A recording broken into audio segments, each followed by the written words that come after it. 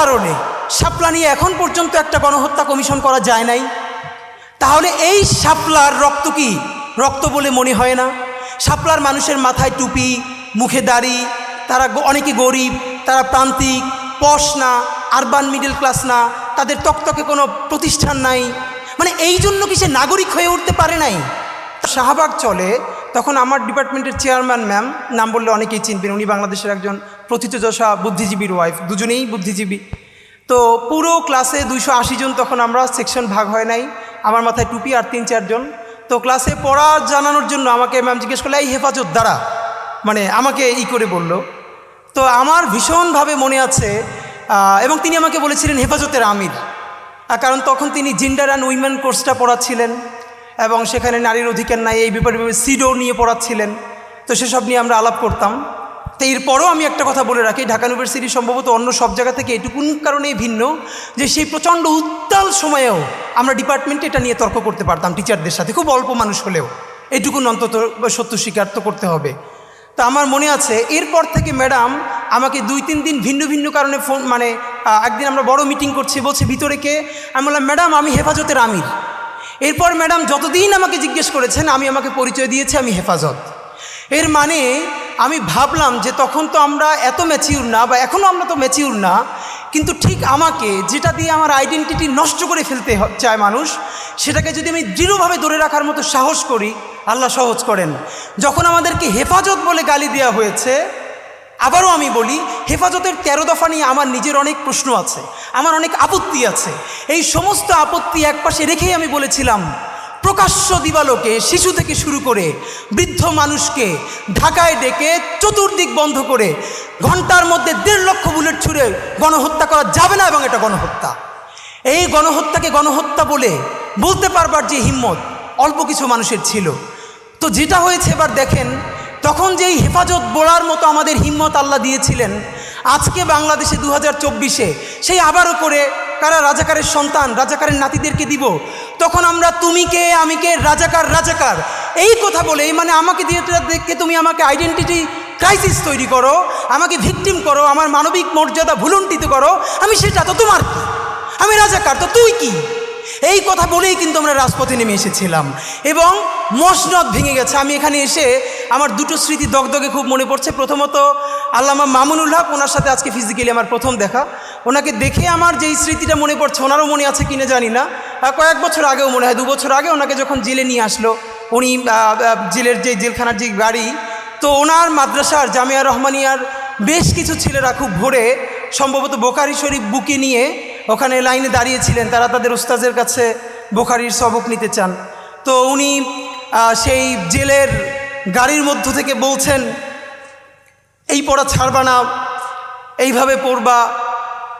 আমি ভাবি আসলে এই যে মাদ্রাসার শিক্ষা, মাদ্রাসার শিক্ষক ছাত্র জুলুম, এই নিয়ে তো প্রচুর কথা বলি, কিন্তু সত্য কথা এই পরিবেশটা আসলে বোঝা যায়, মানে রুহানিয়াত এমন জিনিস, মানুষ নিজের চেয়ে নিজের উস্তাদকে ভালোবাসতে পারে, এটা মনে হয় সম্ভবত খুব কাছ থেকে না বুঝলে আসলে না চিনলে মানুষ বুঝবে না। তো শিক্ষক উনি যখন বলছেন যে এরকম পড়তে শুরু করবা, পড়া ছাড়বা না, তখন সেই ছেলেগুলো বুকে বোখারি শরীফ জড়াই ধরে কাঁদতেছে রাস্তার মধ্যে, হ্যাঁ হুজুর এটা শুনবো। তো এই সময়টা আমার খুব মনে পড়ছে। আর আজকে এখানে এসে আপনাদের কাছে শুধু একটা কথা বলতে চাই, বিনীত অনুরোধ। আপনারা দেখেছেন যে আমরা 3টে গণহত্যার কথা সবসময় একসাথে বলি।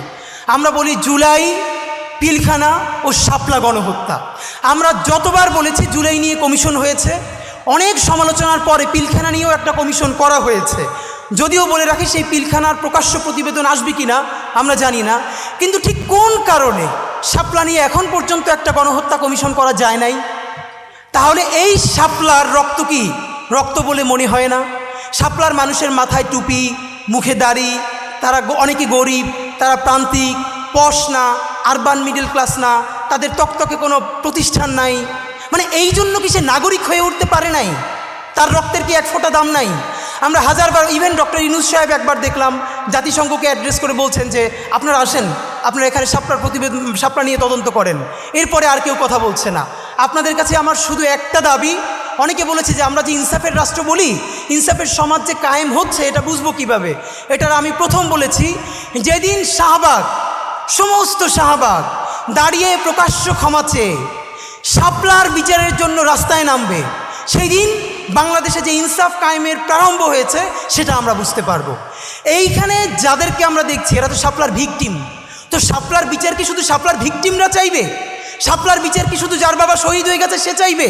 শাপলার ভিকটিম কি শুধু মাদ্রাসার ছেলেগুলোরই চাইবে? তাহলে বাকি যারা বাংলাদেশের নাগরিক তাদের কি শাপলার বিচার লাগবে না? আমরা শাপলার বিচার চাই না বলেই তো এই আমাদের হুজুরেরা তারা অনেক সময় অন্য বিচার চায় না, এবং আমরা তখন বলি তারা কেন আমাদের পক্ষে কথা বলে না। এই বিভাজন ভেঙে শাপলা গণহত্যার জন্য কমিশন করতে পারতেই হবে আমাদেরকে। আমি আপনাদের কাছে বিনীত অনুরোধ করে যাই আজকে এবং আমি সত্য কথা বলি, প্রথম দিক থেকে আমার ভীষণ মন খারাপ।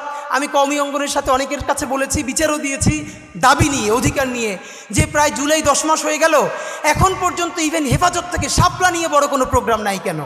আমরা ছোট পরিসর থেকে আমরা তো আমাদের মতো করে বলবো, আমরা তো ধর্মীয় দৃষ্টিকোণ থেকে না বলে আমরা একটা ন্যাশনাল ইন্টারেস্টের জায়গা থেকে বলি।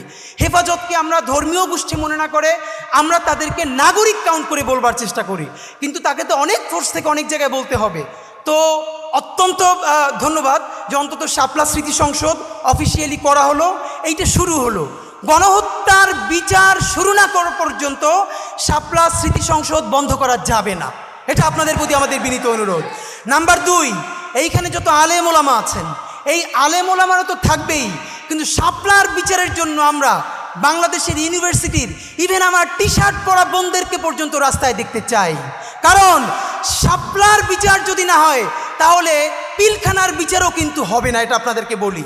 আর শাপলা গণহত্যা হচ্ছে সেই গণহত্যা যেই গণহত্যার লাশগুলো গুম করার মধ্য দিয়ে খুনি হাসিনা নিশ্চিতভাবে সাহস পেয়েছে মানুষ মেরে লাশ গুম করে দিলে তারপরে রক্ত যদি সব পানি দিয়ে ধুয়ে দেয় তবুও তাকে করবার মতো এই বাংলার জমিনে কেউ নাই। এই সাহসে শাপলা থেকে জুগিয়েছিল আল্লাহর অসীম কৃপা। আপনি ভাবেন 1 যুগ হয় নাই, যে বলেছিল রং মেখে শুয়েছিল।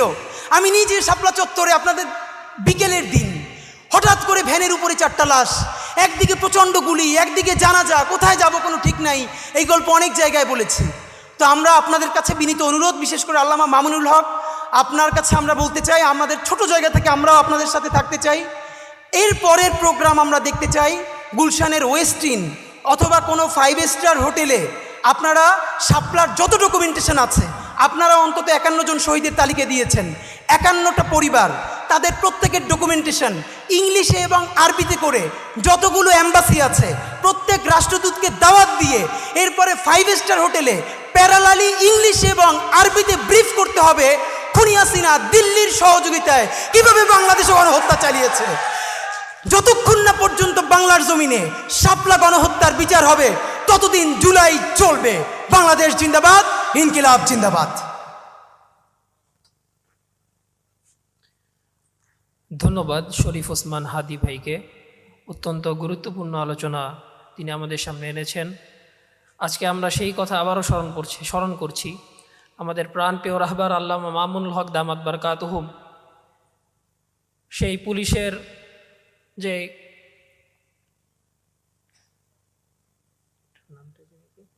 প্রিজন ভ্যান থেকে আমাদের উদ্দেশ্যে যে বলেছিলেন যে অসত্যের কাছে মাথা নত করবে না। তো আলহামদুলিল্লাহ আমরা এই চেতনা নিয়ে বড় হচ্ছি। আমাদের এই পরবর্তী প্রজন্ম এই চেতনা নিজেদের পাথেয় হিসেবে গ্রহণ করেছে যে ইনশাল্লাহ আমরা কখনোই অসত্যের কাছে মাথা নত করব না।